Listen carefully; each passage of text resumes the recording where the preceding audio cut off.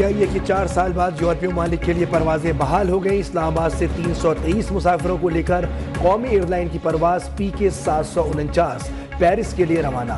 Boeing 777 के जरिए रवाना होने वाली पहली परवाज पर मुसाफिरों का रश। तैयारी की तमाम नशिस्तें बुक थी। वजीर हवाबाजी ख्वाजा आसिफ ने परवाज का इफ्तिताह किया, परवाजों को अलविदा कहा। आइंदा हफ्ते की परवाजों की भी तमाम सीटें बुक। वजीर आजम शहबाज शरीफ की मुबारकबाद। कहना है हुकूमत ने कौमी एयरलाइन का तशख्खुस बहाल किया।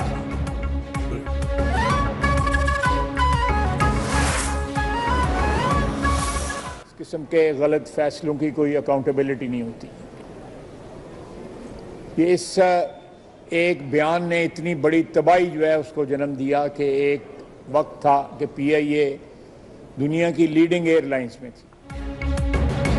एक बयान से PIA तबाही के दहाने पर पहुंच गई।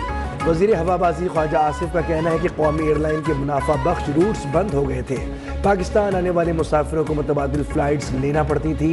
ऐसे बयान देने वालों का एहतसाब होना ज़रूरी है। इस वक्त PIA पर 800 अरब का कर्जा है। हम चाहेंगे कि कौमी एयरलाइन की निष्कारी कर दी जाए।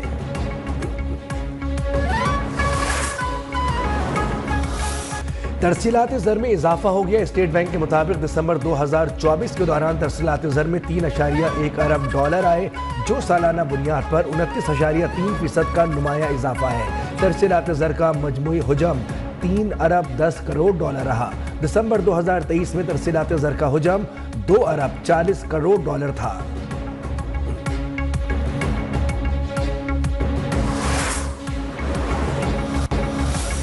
तरसीलात ज़र में रिकॉर्ड इजाफे से मुल्की मईशत का पहिया जाम करने का नारा लगाने वालों के दावे धरे रह गए हैं। वज़ीर आज़म शहबाज शरीफ का कहना है कि मुल्क माशी इस्तेहकाम के बाद माशी तरक्की के रास्ते पर गामजन है और ये तरसीलात ज़र इस बात की तस्दीक करती हैं कि बैरून मुल्क पाकिस्तानी भाइयों और बहनों ने मुल्क और कौम की तरक्की में अपना किरदार अदा करने का अज़्म कर रखा है।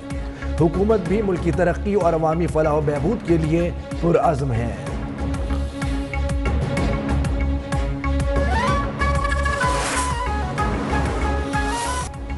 सुप्रीम कोर्ट के आईनी बेंच के रूबरू फौजी अदालतों में सिविलियंस के ट्रायल से मुताल्लिक केस की समाअत के दौरान जस्टिस जमाल खान मंदुखेल ने रिमार्क्स दिए कि मिलिट्री कोर्ट्स में ट्रायल के तरीक़ेकार पर मुतमईन करें। आर्मी एक्ट का इतलाक़ सिर्फ फौज पर होता है। मुझे 34 साल इस शोबे में हो गए मगर फिर भी खुद को मुकम्मल नहीं समझता। क्या इस आर्मी अफसर को इतना तजुर्बा और अबूर होता है कि सजाए मौत तक सुना दी जाती है? जस्टिस मुसरत हिलाली ने कहा कि जिस ऑफिसर ने ट्रायल सुना ही नहीं वो कैसे फैसला कर देता होगा। जो ऑफिसर ट्रायल चलाता है कोर्ट में वो खुद फैसला नहीं सुनाता। ट्रायल चलाने वाला अफसर दूसरे बड़े अफसर को केस भेजता है, वो फैसला सुनाता है। जिस ऑफिसर ने ट्रायल सुना ही नहीं वो कैसे फैसला देता होगा? समाअत पीर तक मुलतवी।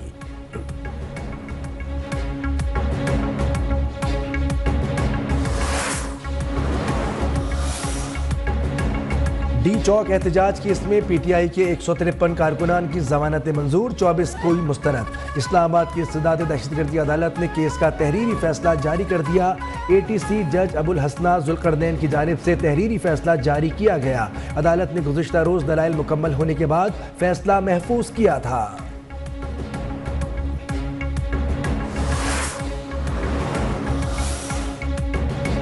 हुकूमत संजीदा नहीं, मुज़ाकरात का तीसरा दौर शायद आखिरी हो। PTI के रहनुमा शौकत यूसुफजई ने खबरदार कर दिया। कहा हुकूमत अब बैक फुट पर जा रही है। बानी PTI पहले ही कह चुके कि हुकूमत के पास इख्तियारात नहीं है। इख्तियार है तो बानी से मुज़ाकराती कमेटी की मुलाकात क्यों नहीं कराई जाती? शेर अफजल मरवत और सलमान अकरम राजा की मीडिया पर लड़ाई देखकर अफसोस हुआ। सीनियर पार्टी क़यादत पार्टी के अंदर डिसिप्लिन कायम करे।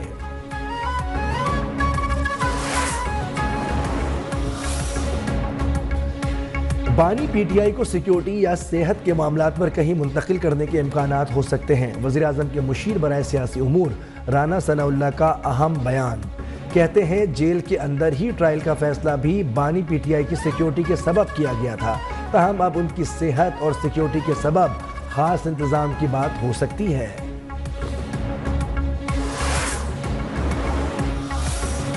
वज़ीर दाखिला मोहसिन नकवी की सरबराह JUI मौलाना फजल रहमान से मुलाकात। मुल्क की सूरत हाल पर तबादला ख्याल, दोनों रहनुमाओं का इमदादी अशिया के काफिलों की पारा चनार आमद पर इत्मीनान का इजहार।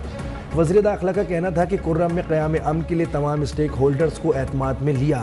बाज़ अनासिर ने जानबूझकर कुर्रम के मामले को गलत रंग दिया।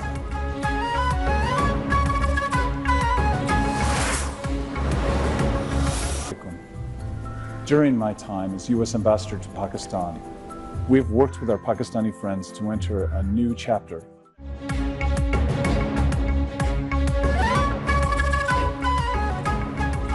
पाकिस्तान कर्ज और इंसारी से आज़ादी की तरफ काम कर रहा है। पाकिस्तान में अमरीकी सफ़ीर डोनाल्ड ब्लूम का अलविदाई वीडियो पैगाम। कहा, बतौर सफ़ीर तैनाती के दौरान पाकिस्तानी दोस्तों से मिलकर काम किया और शराकत दारी के नए बाब में दाखिल हुए। गुज़िश्ता 3 बरसों के दौरान हमने बड़े चैलेंजेस का सामना करने के लिए मिलकर काम किया। हमने भी तिजारत और सरमायाकारी बढ़ाने को अपनी अव्वलीन तरजीह बनाया।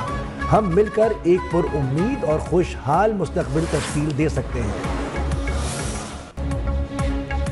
कराची की सड़कों पर दंदनाते वाटर टैंकर्स और डंपर्स मौत बांटने लगे। शहीद मिल्लत ब्रिज के करीब वाटर टैंकर ने बाइक सवारों को कुचल दिया। मोटरसाइकिल सवार 2 अफराद जाँ बहक, एक शदीद जख्मी। मौके पर मौजूद मुश्तइल अफराद ने वाटर टैंकर को आग लगा दी।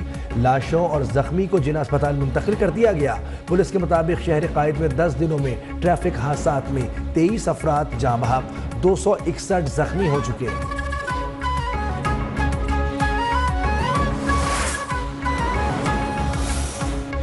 मुल्क में महंगाई का तूफान, हर शहरी परेशान। सब्जियां और फल क़ुव्वत खरीद से बाहर, लोग दालें भी खरीदने से कासिर। कराची में मटर 400 रुपए किलो, भिंडी ने ट्रिपल सेंचुरी स्कोर कर ली। भूरेवाला में मछली की कीमतों में इजाफा, खानेवाल और पतुकी में भी मुर्गी का गोश्त महंगा हो गया।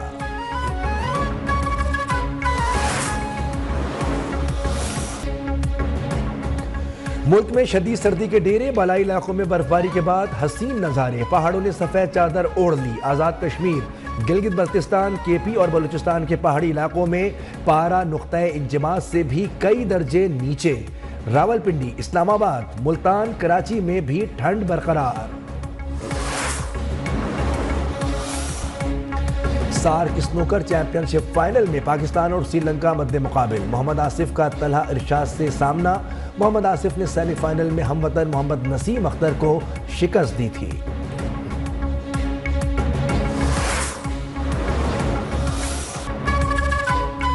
और पीसीबी का 2024 के लिए हॉल ऑफ फेम क्रिकेटर्स का ऐलान। साबिक कप्तान मुश्ताक अहमद, इंजमामुल हक, सईद अनवर और मिसबाउल हक हॉल ऑफ फेम में शामिल।